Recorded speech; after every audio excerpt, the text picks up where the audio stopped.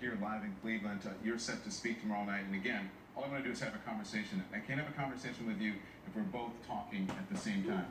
What it sounds like to me is that you're accusing me of violence and supporting something, a narrative that I'm not necessarily in support of. And if that's what you're accusing me of violence, then you can leave. That's not true. I don't support violence of any type against police officers, against anyone. So if you're accusing me of that, then you're welcome to leave. But if you want to have a conversation, I am more than willing to welcome a conversation with you.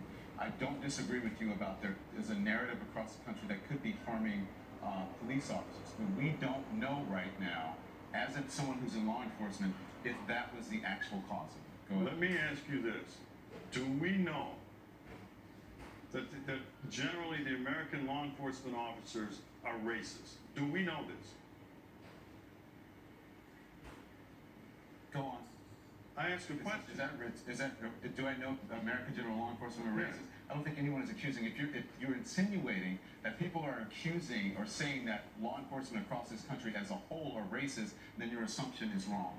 First of all, this whole anti-police rhetoric is based on a lie. There is no data, and you know this. There is no data, there is no research that proves any of that nonsense. None. Even you have to be more specific about what data and what nonsense you're talking about. That law enforcement officers treat black males different than white males in policing in these urban centers. There is data that's... There is not data. No. The president spoke about it. Cedric Alexander, the president has been lying about it. He said it again the other day when he said black males are 2 times more likely to be shot by a law enforcement officer than white males. Don, that is a lie. That is not a lie. It is a lie. Yeah. Show me. Research. Show me. The research that we have from the Washington Post. That the Washington Post debunked that nonsense. There's also research. He also said this stuff. There's also research. He continues. A Harvard professor that also showed that black people are treated more aggressively by police officers. No, you are wrong in your interpretation of that Harvard study, because I read the study. That's not what he said. He said he was surprised to find that in shootings of the most severe in shootings, that he found no evidence that there was a difference. Also, it should be noted that study was a very small sampling of police departments across the country. Many people did not find it credible, but it is also interesting that in that research, he found that blacks were treated differently when it came to aggressive policing, but for the most egregious shootings, he found no difference. That's what that study showed. Well, based on what? Just generally? Are we talking about high crime areas? Are we talking about police officers being under attack? Because let's go back to where this whole thing started in Ferguson, Missouri. The lie was hands up, don't shoot. Lumping a whole bunch of things into one. If we okay, get one specific that's thing, where this whole phony movement started. It started out as hands up, talking about Black Lives Matter. Right. Okay.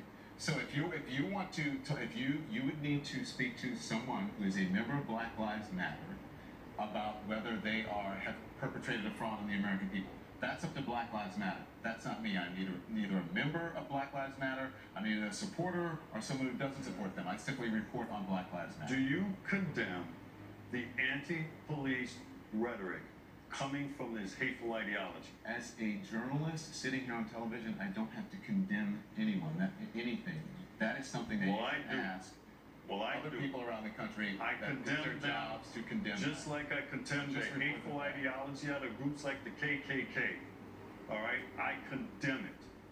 There is no place in American discourse for that sort of vile, vitriolic hate coming out of this ideology.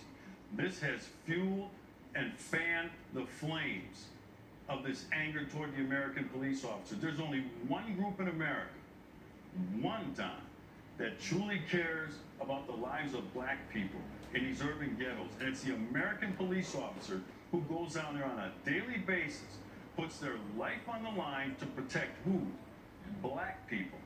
So when you say we just want to have a conversation, let's have a conversation about the black-on-black crime, which kills more black males, which is more of a threat to any black male in the United States than a law enforcement officer. Sure. Yes, that's a different conversation. We can walk and chew gum at the same time. There's an issue when it comes to violence. Black on black crime, or it's crime. White people kill white people, tend to kill white people. Black people tend to kill black people. Not in the numbers. That's fine, but that's a different I don't care who conversation. white That is people a are killing. different conversation than police brutality, and we're not having that conversation right now. What And police- again, I want to be very Let me clear ask with you you. this. I condemn all violence of any type. Was- just for the record. Was the situation between Mike Brown and Darren Wilson, was that police brutality?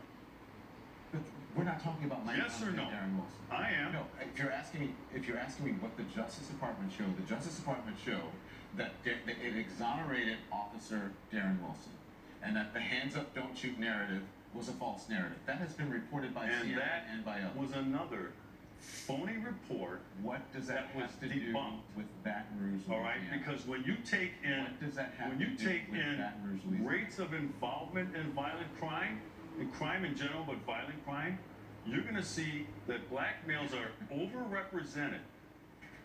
Yeah. Overrepresented Yeah. in terms of being involved in violent crime. That's going to mean Sure. more arrests. That's going to mean more people going to prison. This stuff has already been debunked. Sure. That's a different conversation. Every One that time, many people every don't- time and one that you many- don't have a response to something I It's said, not that you say it's it's something I don't have a response to, is that we're having two different conversations. I'm asking the questions here, and you're answering the questions by asking questions about some other subject that we're not discussing. We're That talking is about not a this hateful conversation. ideology called Black Lives Matter. You said you're not a member? You can't be a member. It's not an organization.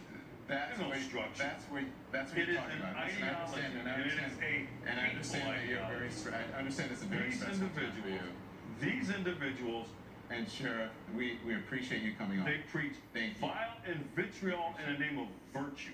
Thank you, Sheriff. We appreciate it. We understand it's a very tough time for you. We'll be right back.